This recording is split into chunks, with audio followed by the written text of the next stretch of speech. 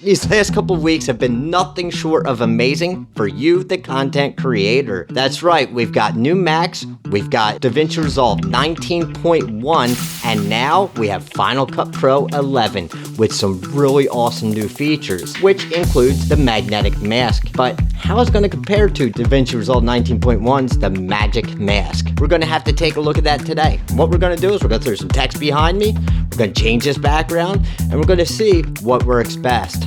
Maybe I'll even throw in some stock footage to see what we can do with different kinds of things as well. So if we haven't met yet, my name is Chad. I make DaVinci Resolve tutorials and help you as the content creator with your YouTube stuff. So if you're liking this kind of content, please give me a thumbs up, subscribe, and let's jump on in and see how to do this. Alright, so let's get started here on the edit page in DaVinci Resolve. The reason why we need to start on the edit page is because we're going to duplicate the clip. So, things are pretty similar in DaVinci Resolve and Final Cut Pro in a lot of these ways. At first, the clip we're going to use is the one that you saw in the beginning. This way, we can use a real-world example, something that I actually would use for this. So let's go ahead and I'm just going to grab this one. I've deactivated the audio because we don't need that for this. So I'm going to hold Option. I'm going to click this and just drag up. That's going to duplicate that. Let's just get rid of that audio. We don't need that anyway. So now this way, I have the two layers, and I want the top layer. That doesn't matter here, but let's just go somewhere in the middle. As you can see, I have both my fingers there. So this is where we're going to start for both masks. So let me go into color page, because this is where we do it in DaVinci Resolve. And as you can see, I have a node here. And what I'm going to do is just right click and create an alpha output. And then just grab this blue square, which is the alpha, to that output. That way, whatever I do will go there. And as you can see, you got to make sure that your upper clip is the one that's selected, which is automatically done in DaVinci Resolve. So we'll now come down to here. This is where we can find our magic mask. As you can see, this little mask looking thing with the person, well, that's actually our magic mask. So click that, and we can come over here and see some of these settings here. And what we have here is this one's for object, this one's for person. And actually, I typically find object works better than person. So that's where I'm going to stick with, because that's what I know. I'm going to select better. I always like to start with better. Now for the person, let's go ahead and just select a small section of the chest just to see what will happen. All right, now I'm going to come down here and toggle on and off the mask. As you can see, the red, I'm wearing a red shirt, so obviously it's not popping up, but you can see a little bit of red, so we obviously need to paint a lot more of the body in DaVinci Resolve. So let's just go ahead around my head a bit. I'm going to come down and see how that did. Now you can see that is quite good. However, I don't see anything around my hand, and I'm worried about wearing the red shirt, so I'm just going to add some more towards the outside. Then I'm going to do my fingers and hand. We'll go ahead and just do that real quick like this. And this object is in front of me, so we're going to go ahead and try to, as you can see, I've already got that. It's done pretty good. I do not see anything selected around me on the outside. However, it maybe pick up another frame. So let's just go ahead and we're going to use the subtraction just in case if it does. The way to do that is just hold the Option key. As you can see, the minus, you let it go, it'll start with a plus. So just hold Option, and then you can just click and drag around, and that will help eliminate anything on the outside. So good, we have that. And now we're in the middle. So what we need to do is track back and forward. And so the way to do that is select here. As you see, this one's forward and back, and that's exactly what it's going to do. Let me just make sure that I refine this slightly. I'm going to add a little bit of denoise, only to soften those edges. Sometimes that helps, not always, but let's go ahead and hit that and allow DaVinci Resolve to do its magic. All right, so you can see it's done. It did leave a little space underneath here under my arms, but it's okay. It's not that big of a deal. Anything that I put up there is going to be above me anyway, so that's not really something for me to worry about. So now it's time to check Final Cut Pro. All right, so here we are in Final Cut Pro.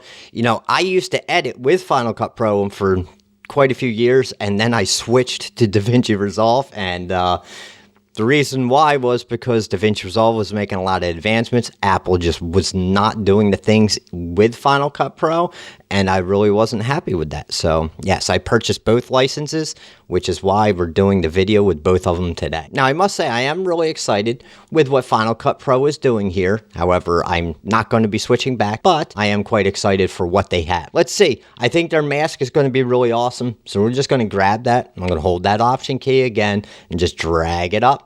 That way, duplicate the clip. Same thing as what we just did in DaVinci Resolve. And what we got to do is create the mask. Really simple the way Final Cut Pro does this. And I'm going to just press Control, Command, and M. And that's going to add a mask to this layer. And from here, I can just go to the body anywhere I want and click. So we started here in DaVinci Resolve. Let's see how it works with the magnetic mask. And as you can see, it's actually selected most of the body, but not all of it. So we need some for the face. So I'm going to go ahead up here where it didn't and select that. And as you can see, maybe it added some around the top that shouldn't be. It looks like some of the hand is not red. Let's click that. Yes, as you can see, it's gotten there. So now we need to take away some of the stuff that shouldn't be there. So let's hold Option, just like DaVinci. Click in there, that's gone. Click in here.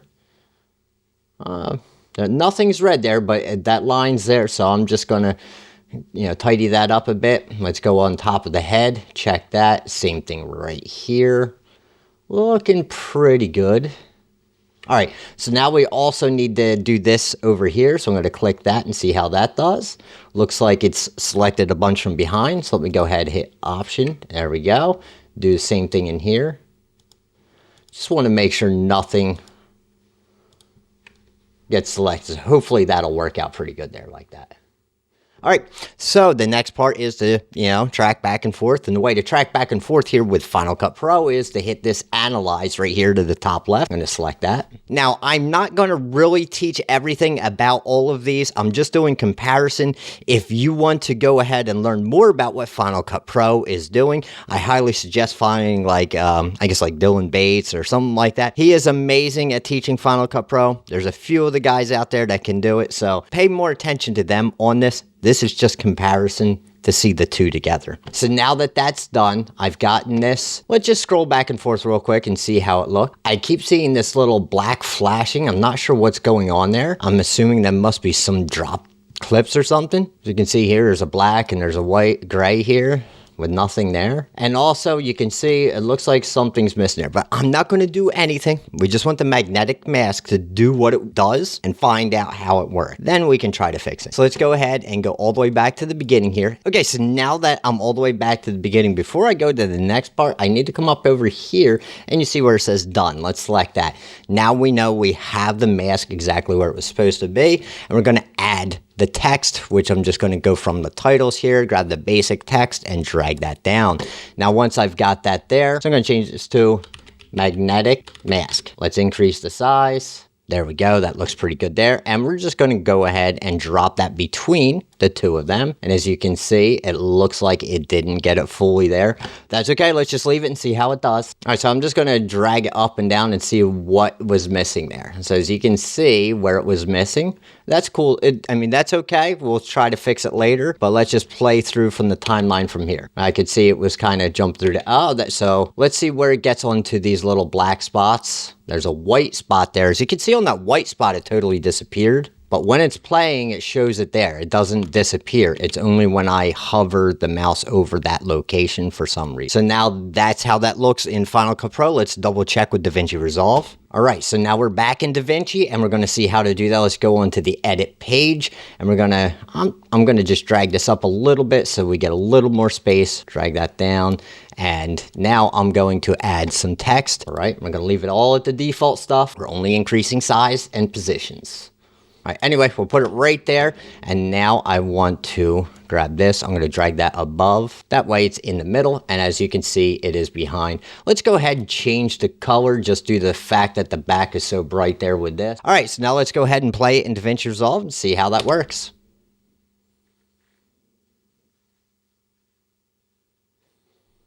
And as far as I can tell, there was nothing dropped and the whole time it seems there. So let me just go ahead and move that text down just to see if for some reason at any point there's an issue here. I'm just going to scrub the timeline. All right, everything looks really good. So yeah, I'm not sure what happened there. Let me go back into Final Cut Pro again and see what we can do. So as you can see, there was this. So let me go ahead and grab this one again. I just clicked on that and it looks like I can actually edit it after. So let's go ahead and try to see if I can add plus. There we go. Okay, so maybe I can add. So we know in this location, it was kind of messing up there. So I'm going to add these points. We're going to press Option, get rid of anything there.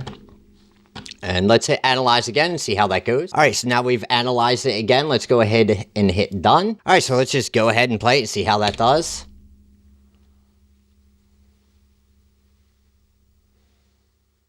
All right, it seems like it stayed there pretty good that time. Once I had that little fix, everything looks really good. All right, so now I'm going to delete the text off, and we're going to go ahead and just actually utilize that magnetic mask. So let me go ahead. I'm just going to select that mask. And what I found is pretty cool with Final Cut Pro is if we go ahead and change something for like a video effects, we can add that right onto it and see how that looks. So for example, let's say we want to take our 50s TV and add that to our subject. If you just grab it, drag it, and hover over, you can see it lights it up in green like that. I'll let it go. So as you can see, now I've just added that there, and it looks like I am just completely black and white. So as you can see, it's really easy to just go ahead and add those effects directly to the subject that you have masked out. All right, so now let's jump back into DaVinci Resolve and we'll see how that works with that. So now we have that clip that was masked. We're just going to leave it as it is. I'm just going to come in here and go back to that color page because this is where we're going to add those types of things. So I'm just going to grab that and I'm going to press Option and S, and that's going to add a serial note. And then I'm going to go ahead, just attach my alpha to that and then my alpha out over here. So I'm just going to go ahead up to effects here, and then we can make some sort of change.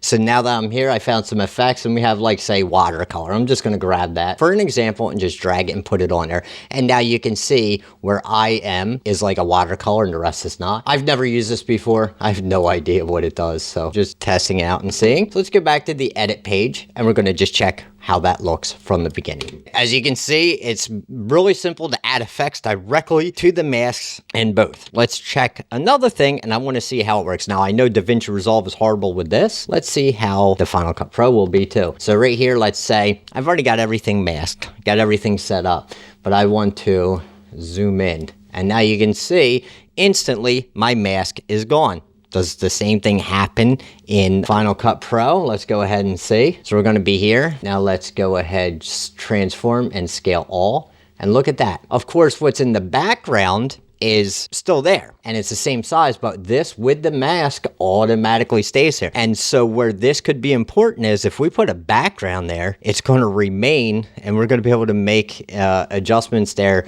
with some sort of a background. All right, so I just grabbed the first background I could find and it's just these particles. It's nothing important, but it's just something to use. So I'm just going to go ahead, grab that clip, drag it onto the timeline, and I'm going to go ahead and put that between the two clips. All right, there you go. This way we can see what I'm talking about. So now we have that there. I can grab this and I can resize this.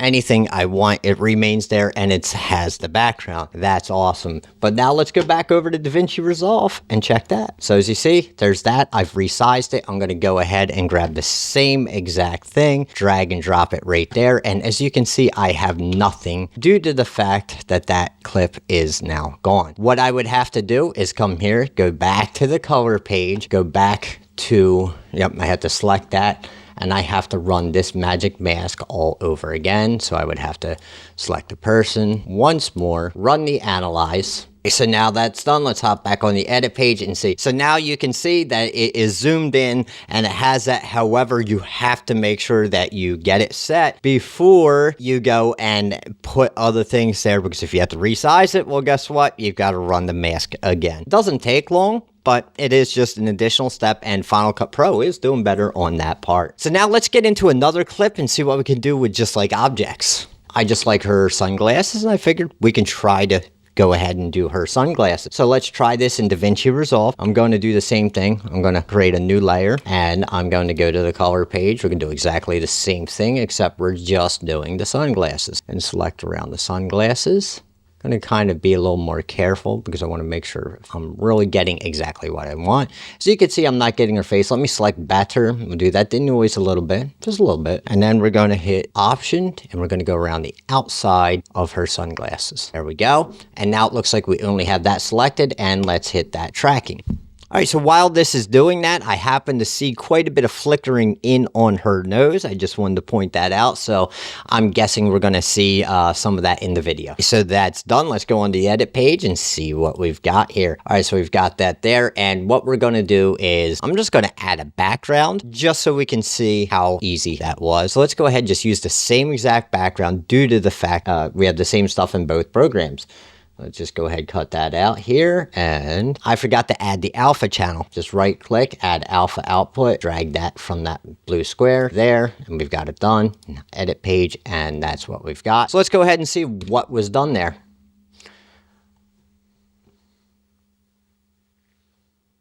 So I'm getting quite a bit of flickering, a lot of stuff. It's not really holding so true exactly to her glasses. So let's go ahead and check with Final Cut Pro and see how that works. All right, so now I've got her clip in here. I'm going to go ahead, grab it, drag it onto the timeline, option, pull it up. There we go. We've got that layer. Now we need Control Command M, and we're going to select her glasses. See, it selected her entire body. So let's go ahead and hit that option. We're going to go around these glasses. We're going to make sure we select that one.